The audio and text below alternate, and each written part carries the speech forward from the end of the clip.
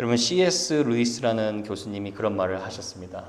선은 악을 깨뜨려 볼 수 있으나 악은 선을 깨뜨려 볼 수 없다. 예를 들면 이제 예수님은 어둠 속에 있는 죄인들을 깨뜨려 보실 수 있지만 죄인들은 은혜가 없이 예수님을 제대로 볼 수 없다라는 말이죠. 오늘 본문이 딱 그런 상황입니다. 예수님을 믿지 못하는 악한 죄인들이 재판장의 자리에 앉아서 죄가 없으신 예수님을 피고 속에 앉혀놓고 재판하는 과정을 다루고 있습니다. 그래서 오늘은 좀 본문 말씀이 어려울 수 있는데 그래도 하나님께서 이렇게 부당한 대우와 억울함을 당하는 예수님의 삶을 통해 우리에게 주시고자 하는 말씀이 무엇인지 오늘 여러분이 꼭 들으시고 믿음의 힘을 얻는 시간 될 수 있도록 주님께서 함께 해주시는 은혜가 있기를 바랍니다. 먼저 오늘 본문 말씀 53절 보면 이렇게 나오죠. 그들이 예수를 끌고 대제사장에게로 가니 대제사장들과 장로들과 서기관들이 다 모이더라. 자, 여기 이 모임은요, 여러분 산헤드린 공의의 종교 재판 기관 지도자들의 모임입니다. 산헤드린은 민수기에 보면 모세가 임명한 70인의 장로회로 구성이 되어 있습니다. 거기 보면 제사장들 그리고 백성들의 대표, 의장을 포함해서 총 71명이 산헤드린 공의회 의원 소속입니다. 쉽게 말하자면 이스라엘의 모든 율법을 해석하고 그리고 주관하는 최고의 종교 권위 기관이라고 볼 수가 있습니다. 그런데 이런 산헤드린 공회가 재판을 할 때는 이렇게 재판을 열 때는 몇 가지 지키는 원칙과 규칙이 있습니다. 첫 번째로는 유월절 기간 중에는 절대로 재판을 열 수 없다는 거예요. 그러나 지금은 유월절 기간인데다가 안식일 바로 전날인 금요일인데 재판을 열고 있습니다. 또 두 번째로는 재판을 열 때는 항상 예루살렘 뜰 안에 성전에서 재판을 열 수가 있어요. 그런데 여러분 54절에도 나와 있듯이 지금 이 재판은 대제사장의 집 뜰 안에서 열리고 있습니다. 그리고 이 외에도 어떤 사람에게 사형 선고를 내리려면 최소한 증인들의 증언이 다 일치되어서 2번 이상 재심 과정을 통과해야 사형 선고를 내릴 수가 있습니다. 그런데 그 모든 법들이 무시되고 지금 종교 최고의 엘리트 법 전문가라고 하는 유대인들이 법을 사용하여서 진리 대신 예수님을 불법으로 재판하고 있다는 것입니다. 여러분, 법은요, 하나님께서 정의를 행하고 악을 통제하기 위해 우리에게 주신 안전장치입니다. 그런데 아무리 법이 완전해도 그 법을 다스리는 인간의 마음이 완전하지 못하고 부패되었기 때문에 그런 법까지 이용해서 예수님을 죽이려는 도구로 사용하고 있다는 거예요. 그 똑똑하고 유능하다는 엘리트들이 모여서 고작 한다는 것이 진리 대신 예수님을 심판하고 있다는 거예요. 여러분, 이런 모습을 통해서 우리가 세상에 대해서 한 가지 알 수 있는 확실한 사실이 있어요. 그게 뭐냐면 이 땅에서는 아무리 정권이 바뀌고 법이 바뀌고 인간 리더가 바뀔지라도 우리 성도가 이 땅에서는 우리가 꿈꾸고 공평한 유토피아 같은 완전한 세상을 찾을 수 없다는 거예요. 한계가 있다는 거예요. 그래서 요한복음 18장에 보면 예수님께서 빌라도 왕에게 서서 그런 말씀을 하셨죠. 내 나라는 이 세상에 속한 것이 아니다. 내 나라가 이 세상에 속했더라면 저들이 나를 십자가에 넘겨주지 아니하였을 것이다. 우리가 여러분 이런 예수님께서 불법으로 재판을 받으시면서 십자가에 넘겨지는 모습을 보면서 우리는 성도로서 다시 한번 우리의 정체성과 우리의 사명을 다시 기억할 수 있어야 합니다. 그게 뭐냐면 성도인 저와 여러분은 이 세상이 아름답게 변화되기를 소망하고 살아가는 자가 아니라 다가올 저 세상인 하나님의 나라를 소망하며 살아갈 수 있어야 된다는 거예요. 동시에 늘 이 세상은 쉽게 변질되고 부패되고 그리고 비리가 넘치는 세상이지만 저와 여러분이 하루하루 살아가면서 무엇보다도 필요한 것이 바로 복음 대신 예수님이라는 것을 분명하게 확신할 수 있어야 된다는 거예요. 그래서 여러분, 법을 바꾸는 것으로 세상이 변화되지 않고 교육을 많이 받는 것으로 인간이 변화되지 않고 법, 리더, 대통령이 바뀐다고 해서 세상이 변화되는 게 아니라는 거예요. 하나님은 하나님 나라의 복음이신 예수 그리스도를 만난 한 사람 한 사람, 저와 여러분을 통해서 이 세상을 변화시킨다는 것입니다. 그래서 저와 여러분이 복음이 내 인생에 가장 필요한 것이고, 내 주변에 있는 사람들, 내가 살아가는 이 세상에서 가장 필요한 것도 복음이라는 것을 확신할 수 있는 은혜가 있기를 바랍니다. 한 목사님이 평소에 자신이 존경하던 정치인과 대화를 하게 됐다고 해요. 그래서 이제 목사님이 얘기를 하는 거예요. 원래 저도 정치가 기질이 있어서 정치 세계에 끼어들려고 했습니다. 라고 얘기를 했어요. 그런데 하나님이 극적으로 저를 부르셔서 제가 이렇게 목회자의 길로 가게 되었습니다. 그랬더니 그 80세 이상의 유명한 정치인, 정치계에 수십 년간 아무런 스캔들 없이 몸담았던 그분이 그 목사님에게 이렇게 말했다는 거예요. 이북의 젊은 목사님, 정말 잘하셨습니다. 제가 이곳에 몸담으며 노력했던 모든 활동보다 당신이 한 명의 젊은 청년에게 복음을 전하는 것이 훨씬 더 낫다고 생각합니다. 여러분, 이분은요, 수십 년간 크리스찬 정치인으로 열심히 활동하신 분이에요. 그런데 그렇게 자신이 세상을 변화시키려고 노력해 보았던 그 경험이 세상을 자기가 생각하는 대로, 꿈꾸던 대로 변화시키지 못했다는 것을 몸소 체험했다는 거예요. 그래서 여러분, 저와 여러분이 복음만이 내 삶에 가장 필요한 것이고 이 세상에 필요한 것임을 확신할 수 있어야 합니다. 나머지는 보너스예요. 여러분, 복음이 무엇입니까? 영원한 죄의 심판을 받아야 할 죄인들인 우리를 사랑하셔서 영원한 생명 안에서 살게 한 가장 큰 기쁨의 좋은 소식입니다. 그런데 여러분, 현실적으로는 복음이 능력이다, 복음이 소망이다, 복음이 우리 인생의 가장 큰 기쁜 소식이다, 이렇게 하는 게 그렇게 와닿지 않을 때가 너무나 많습니다. 왜냐하면 예수님 자체는 정말 기쁜 소식인데 예수님을 믿는다고 해서 인생 자체가 기쁜 것은 아니기 때문입니다. 인생은 여러분 힘들어요.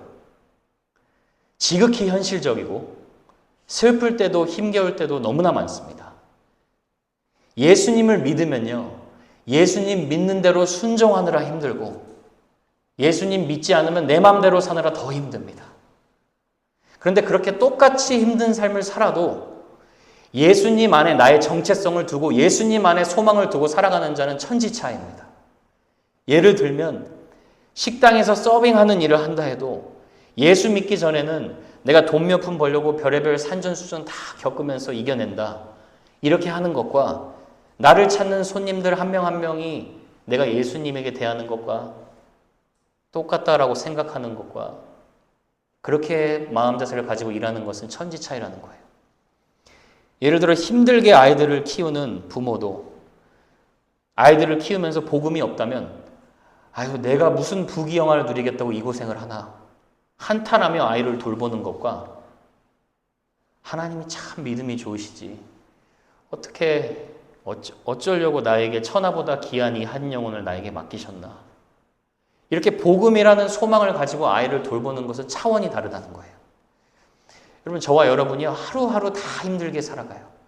그런데 또 그럼에도 주님의 도우심을 구하고 또 살아있음에 감사하고 찬양하고 주님 앞에 나아가 또 예배드릴 수 있는 그 은혜, 그 은혜의 힘이 어디서 나옵니까?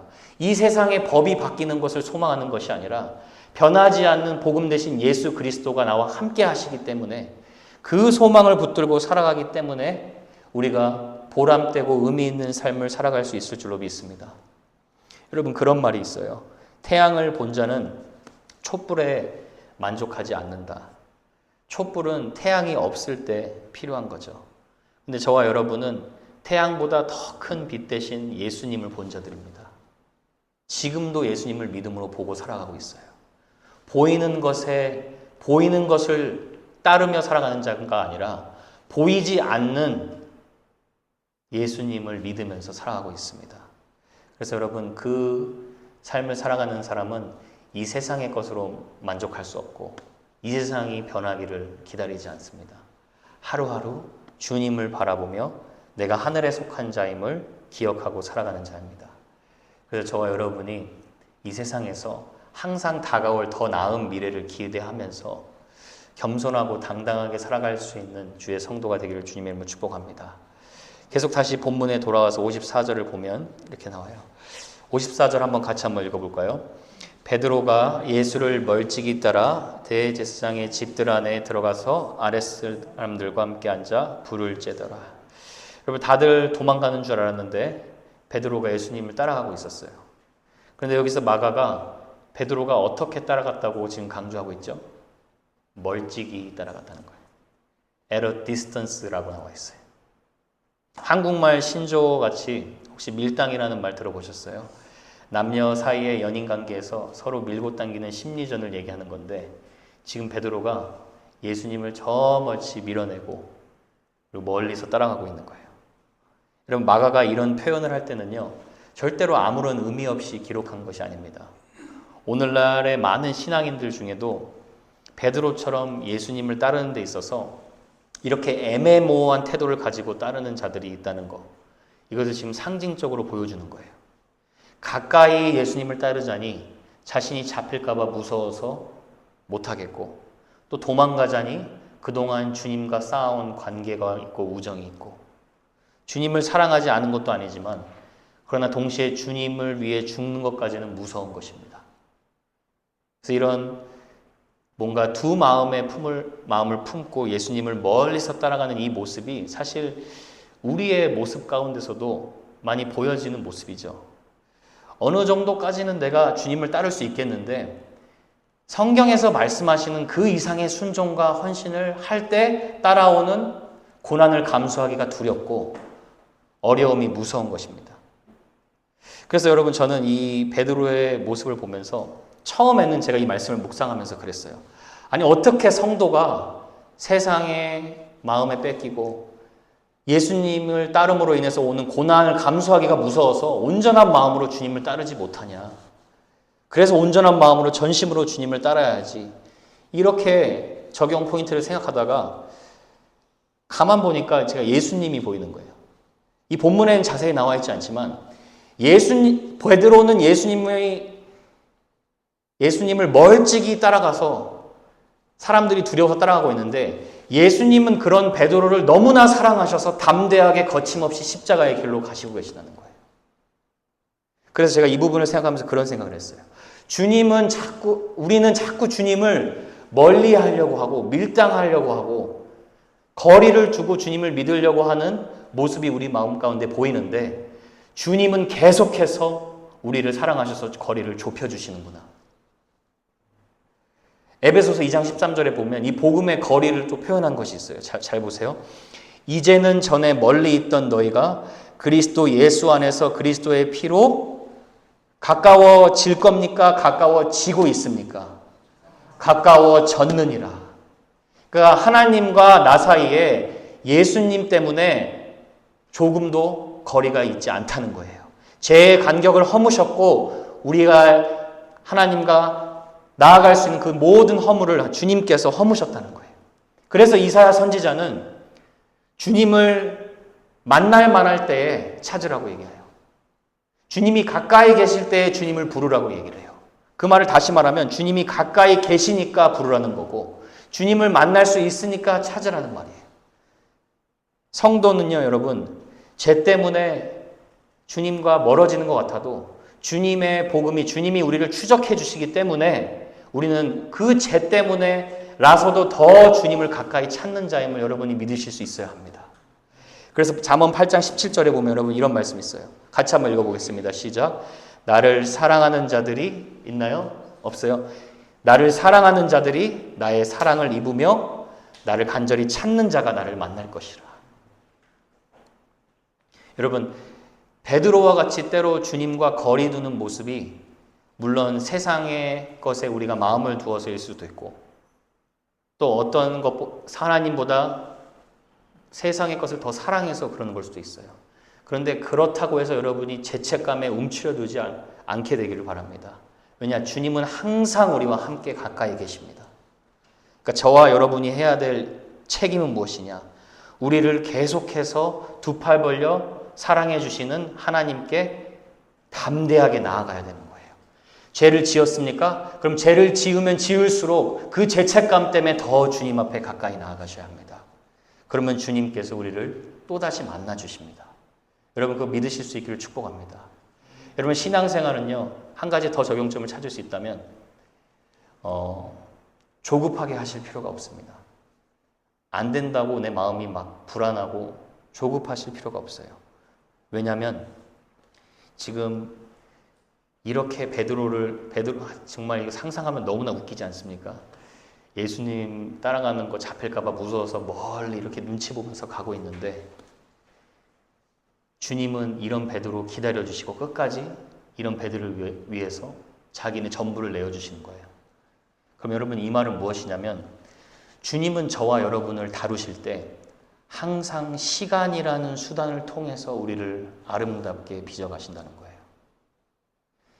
십자가에서 단번에 우리 죄를 용서하셨지만 죄를 하나도 안 짓는 자로 살게 만드시진 않았어요. 그래서 여러분 복음서에 보면 예수님이 많은 경우에 즉각적으로 병자를 고치시고 즉각적으로 기적을 행하십니다. 그런데 정작 이 12제자에게는 그 12제자의 죄악된 마음과 악한 습관을 단번에 고치시지 않으시고 서서히 시간을 통해서 하나님의 아름다운 자로 빚어나가신다는 거예요. 그래서 여러분, 저 여러분이 기억할 수 있길 바랍니다. 우리는 때로 혼란스럽고 두려워해서 도망가는 것 같이 보일 수 있어도 그 모든 순간까지도 주님은 우리를 찾고 계시고 우리를 끝까지 붙들어 가신다는 거예요. 그 말씀이 오늘 본문에서 베드로는 멀찍이 가지만 주님은 십자가의 길로 가는 것을 통해서 확인되는 거죠. 그래서 저는 저와 여러분이 혹시나 여러분 지금 신앙생활 가운데 넘어졌거나 무기력하거나 연약함이 있으신 분들, 저는 그 자체로 주님께 멀어지지 마시고 그것이 은혜의 징검다리가 되고 연결고리가 된다는 거 믿고 주님께 더 가까이 나아가실 수 있는 은혜가 있기를 바랍니다. 그럼 주님께서 새로운 길을 내시고 축복의 문 열어주실 줄 믿습니다. 베드로가 주님을 멀찍이 따라가서 불을 쬐고 있어요. 이제 불을 쬐는 사이에 다른 한쪽에서는 재판이 이루어지고 있습니다. 재판이 이루어지고 있는데 이루어지는 과정이 전혀 재판의 모습이 아니에요. 자, 55절, 56절 한번 같이 보세요. 55절, 56절 같이 한번 읽어보겠습니다. 시작. 대제사장들과 온 공회가 예수를 죽이려고 그를 칠 증거를 찾되 얻지 못하니 이는 예수께서 서서 거짓 증언하는 자가 많으나 그 증언이 서로 일치하지 못함이라. 여러분, 종교기관 사내들인 공회에서 재판을 하는 목적은 법을 살리고 정의를 실현하는 거예요. 그러니까 truth seeking이에요. 진리를 찾아야 되는 거예요. 그런데 여기서 지금 벌어지는 재판의 목적이 무엇이냐? 첫 번째 55절 그 전반부에 뭐라고 써져 있죠? 예수를 죽이려고 하는 게 목적인 거예요. 그러니까 이런 거예요. 이미 예수를 죽이려고 다 결정해 놓고 그 결정을 이루기 위해서 거짓 증언을 찾는 거예요.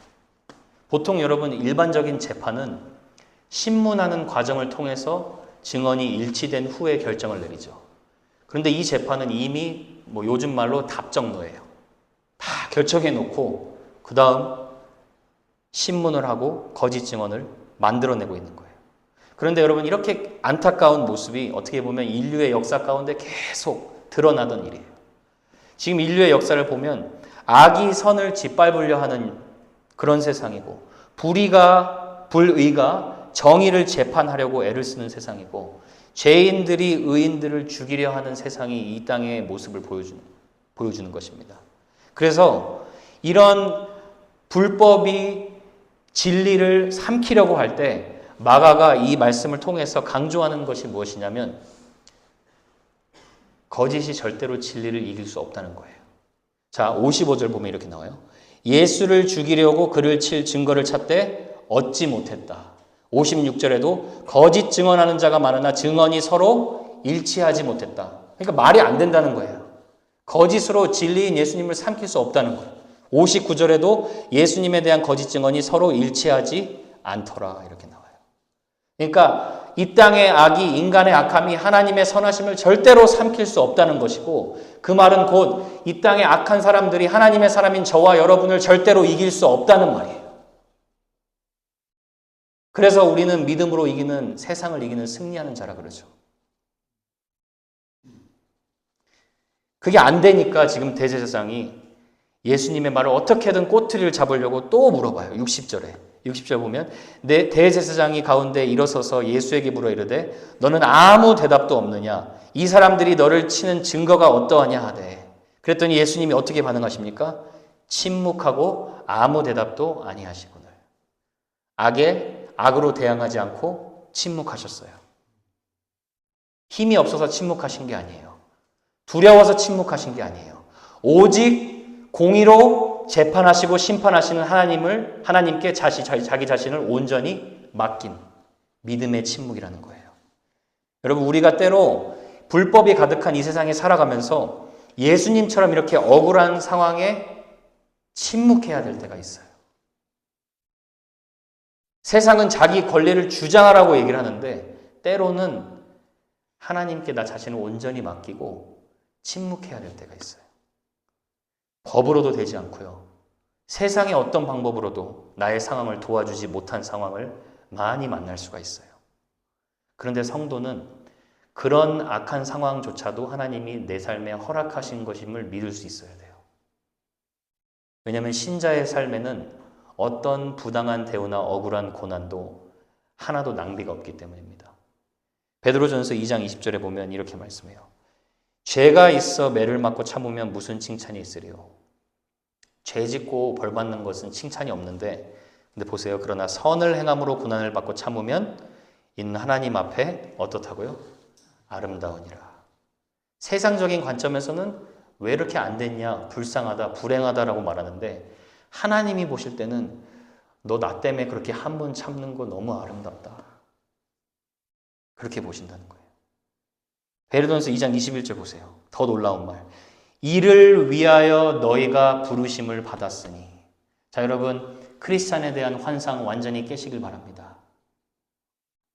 이번에 마가복음서를 통해서 크리스찬에 대한 환상 완전히 깨세요. 예수 믿고 축복받는다. 축복 받을 수도 있고 안 받을 수도 있습니다. 근데 진짜 부르심은 무엇입니까?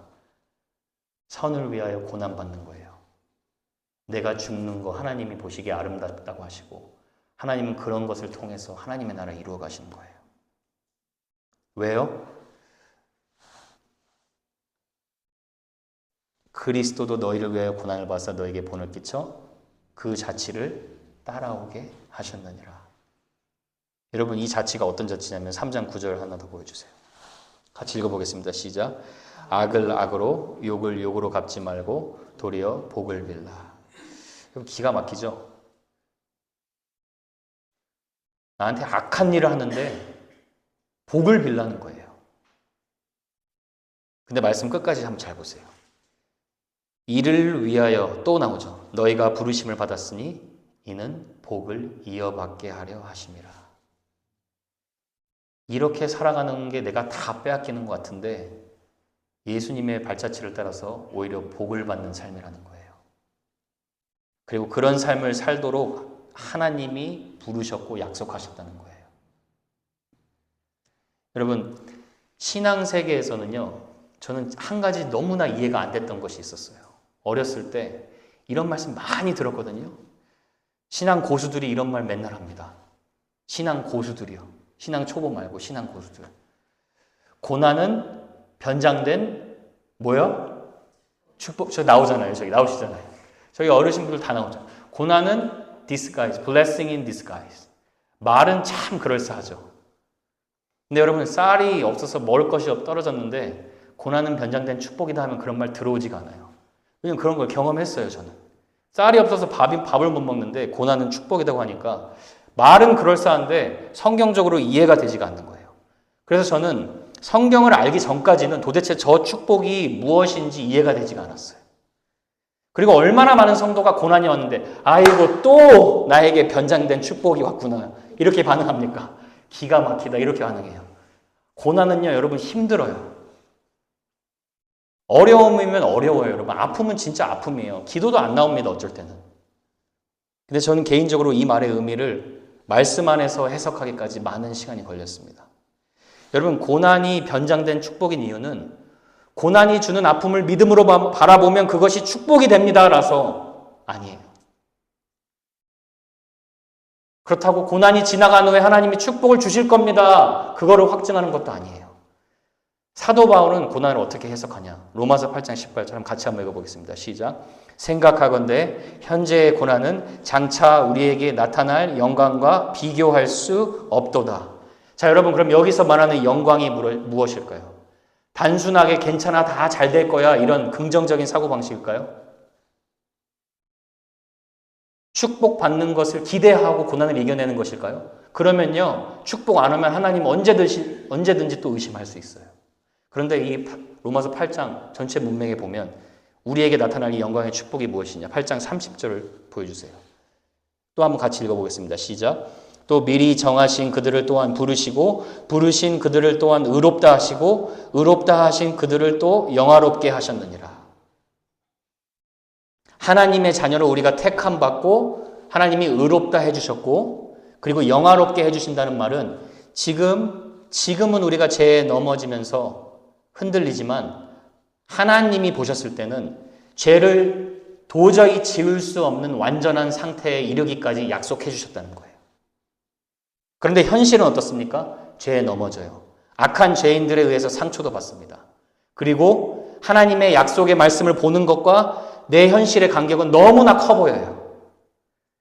그런데 주님께서는 이 영광을 무엇이라고 말씀하시냐면 그러나라는 이 접속사를 통해서 약속하세요. 8장 37절을 보세요. 같이 한번 읽어보겠습니다. 시작. 그러나 이 모든 일에 우리를 사랑하시는 이로 말미암아 우리가 넉넉히 이기느니라. 여러분, 아멘이십니까? 모든 일은 무엇이냐면 여러분이 받는 모든 고난, 이 세상에서 겪는 모든 어려움, 그것 때문에 넘어지기도 하는데 나를 사랑하시는 주님 때문에 주님께서 그 고난 넉넉히 이기시도록 약속하신다는 거예요. 그게 앞으로 나타날 영광인 거예요. 고난이 오면요, 여러분, 그 고난을 이겨내게 하시는 게 하나님이 보여주시는 영광이라는 거예요. 성경에는요, 여러분, 복음과 함께 고난을 받으라 분명히 말씀합니다. 근데 여러분, 고난을 받는 게 목적이 아니에요. 모든 고난 가운데 복음 대신 예수님이 우리를 넉넉하게 이기게 하시는 분이시다. 그것이 우리가 붙들어야 할 주님의 약속이라는 거예요. 그런 삶을 살 때 하나님은 저와 여러분을 보면서 가장 아름답다고 하십니다. 세상은 비웃을 수 있지만 하나님은 가장 아름답다고 하신 그 은혜가 여러분에게 지속되기를 축원합니다. 재밌는 점이 본문에 하나 발견되는데 거짓 증언 앞에 시종일관 침묵으로 응수하시다가 갑자기 360도 주님의 태도가 달라져요. 61절 하반부 보면 이렇게 나와요.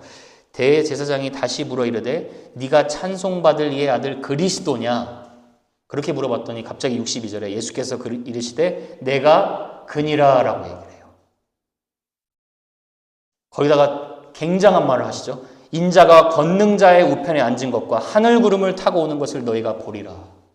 그동안 여러분 복음서에 보면 예수님이 자신이 메시아이고 그리스도임을 알리지 말라고 하셨죠.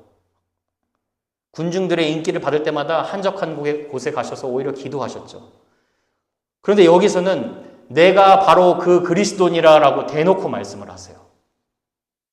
이 표현이 여러분 한국말로 내가 그니라라는 말인데 구약과 신약을 통틀어서 하나님이 자신의 능력과 권위와 신성을 보여주실 때 자기를 소개하는 말씀이에요. 에고 에임이라는 말이에요. 이 말이 어디서 사용됐냐면 출애굽기 3장 14절에 불에 타지 않는 떨기나무 그걸 통해서 모세를 보면 하나님 뭐라고 말씀하시죠? 나는 스스로 있는 자니라. 나는 스스로 존재하는 자고 스스로 충만한 자고 모든 만물을 주관하는 주권자이다. 할 때 그렇게 소개하세요. 이 에고 에이미가 또 어디에 소개되느냐? 공적으로 사역하신 내내 조용하시다가 요한복음에 보면 나는 생명의 떡이다. 나는 어둠을 밝히는 세상의 빛이다. 나는 양의 문이다. 나는 선한 목자다. 나는 목자라서 나의 양을 위해서 내 목숨을 버리는 자다. 나는 포도나무요, 너희는 참 가지다. 이 모든 말이 에고에임이에요. 그리고 마가복음에서도 마지막에 이제 죽기 전 몇 시간을 남겨두고 너가 그리스도냐 하니까 내가 바로 그니라 라고 얘기를 해요. 왜요? 이제 하나님께서 자신에게 맡겨줬던 인류의 죄를 짊어지고 십자가에 돌아가심으로 그 하나님이 원하시는 구원의 뜻을 완성하기 때문에 그것이 가장 중요한 것이기 때문에 그래서 내가 그니라 라고 담대하게 말씀하는 거예요. 여러분, 저는 이 부분 묵상하면서 한 가지 중요한 점을 발견했어요. 왜 하나님이 이렇게 조용하시다가 이렇게 내가 그니라 라고 담대하게 선포하셨을까?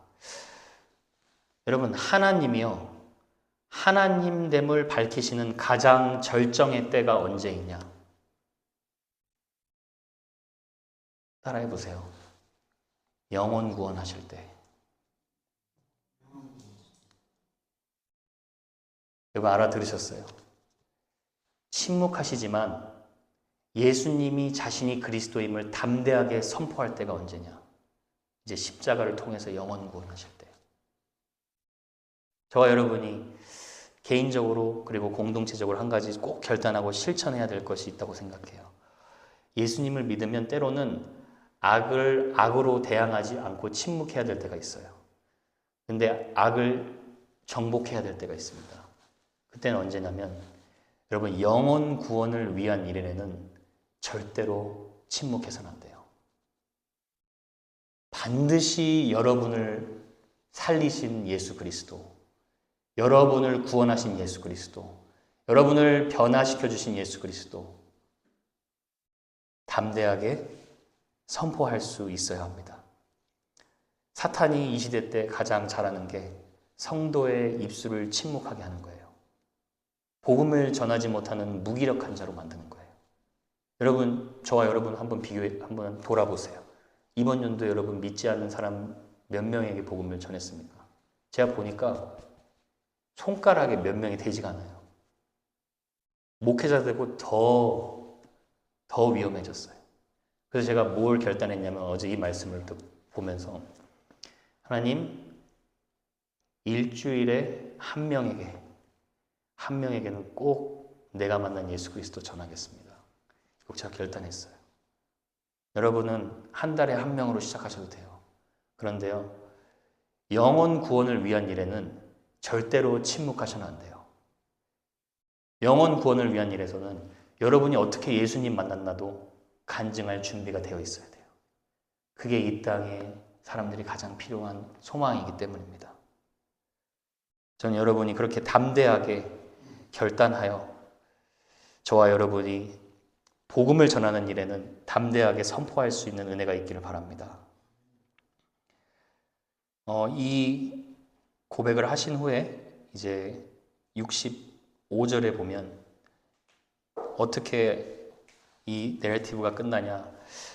어떤 사람은 그에게 침을 뱉으며 그의 얼굴을 가리고 주먹으로 치며 이르되 선지자 노릇을 하라 하고 하인들은 손바닥으로 치더라. 여러분, 이런 예수님이 온갖 모진 순환과 고난을 당한 것이 우리는 이렇게 성경을 그냥 멀리서 보면 대제사장들 나빴다. 아유, 저런 종교인들이라고 할 수 있는데 하나님의 뜻에 이 맞는 모든 것까지 사실 구약에 다 예언이 되어 있어요. 그런데 예수님이 이렇게 맞고 십자가에 가시는 이유가 무엇입니까? 결국은 저와 여러분을 사랑하셔서 구원하시기 위해서예요. 여러분, 저는 이 말씀 보면서 내가 그니라라고 하는데 주님이 저한테 말씀하시는 것 같았어요. 내가 너 살리려고 이 부끄러움 개의치 않고 당하는 내가 바로 예수 그리스도야. 이기적인 모습으로 보일 수 있을 수도 있는데 여러분에게 하시는 말씀이에요. 내가 바로 너의 그리스도야. 내가 너 때문에 이렇게 십자가에 가는 거야. 여러분, C.S. 루이스 교수님이 한 말을 다시 한번 생각하지 않을 수가 없습니다. 말씀을 맺겠는데요. 대제사장과 종교 지도자들이 한 거짓 증언이 사실이면 그분이 뭐라고 표현하냐면 예수님은 하나님의 아들이 아니라 인류 역사 희대의 사기꾼이라는 거예요. 그러나 만약에 예수님이 정말 그리스도시고 예수님이 하신 말씀이 전부 진리임을 믿는 저와 여러분이라면 우리가 예수님을 바라볼 때 예수님은 결코 애매모호한 좋은 것을 가르쳐주는 도덕 선생이나 인생 코치로 믿을 수 없다는 거예요. 예수님은 우리의 절대적인 인생의 주인이시고 우리의 왕이시고 우리의 전부가 되셔야 한다는 거예요. 그런 예수님을 만난 저와 여러분이 주님을 알고 닮고 전하는 삶을 살아갈 수밖에 없게 될 줄로 믿습니다. 사랑하는 여러분, 다시 한번 기억하실 수 있길 바랍니다. 주님의 고난과 억울함과 부당함은 저와 여러분이 영원한 주님의 사랑 안에서 살 수 있게 하신 주님의 은혜입니다.